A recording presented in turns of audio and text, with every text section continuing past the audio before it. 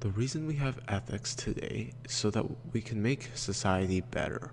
When we help make society better, we are rewarded with also making better our own lives and the lives of our friends and families. Without immoral conduct, society would be a miserable place.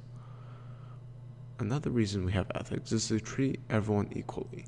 Equality is a cornerstone of most Western democracies, where all individuals are afforded the same rights. This is not possible without the majority of citizens behaving in a moral manner. And finally, we use ethics to help lessen stress. When we make immoral decisions, we tend to feel uncomfortable and are concerned with our decision making. Making the right moral decision, or taking a principled perspective on an issue, reduces the stress on both the person carrying out an action and the people affected by his or her actions. With these goals in mind, an ethical code can be made to help us determine the best method of acting when evaluating the situation. We should ask ourselves three crucial questions. What is the ethical thing to do? Is it immoral to support an immoral person? And is suffering for the benefit of others always immoral?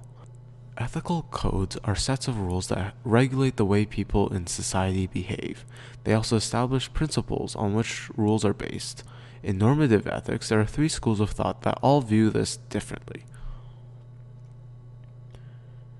Advocates of virtue ethics believe that we are reasoning beings, thus we should be able to differentiate between right and wrong.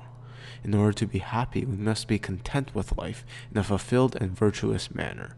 They believe that in order to be happy in our decisions, we must act according to what we believe to be a virtue, such as justice, courage, temperance, and prudence. As such, when we evaluate the quality of Oppenheimer's work, we should consider whether a virtuous person would make such a weapon of mass destruction.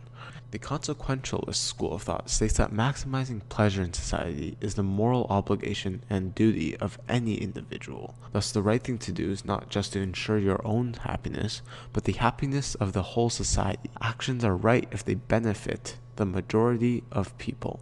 We should seek the greatest happiness in the greatest number of people. Deontological thinkers such as Immanuel Kant disregard the societal consequences of sciences and the arts. The evaluation of morality is purely based on the action's ability to fulfill a moral duty. Kant argues that we are capable of reason and have ethical responsibilities.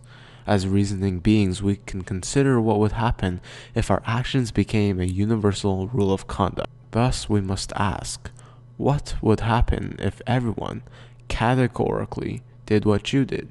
Would people be equal? Would there be less stress? And would society be a better, safer place for everybody?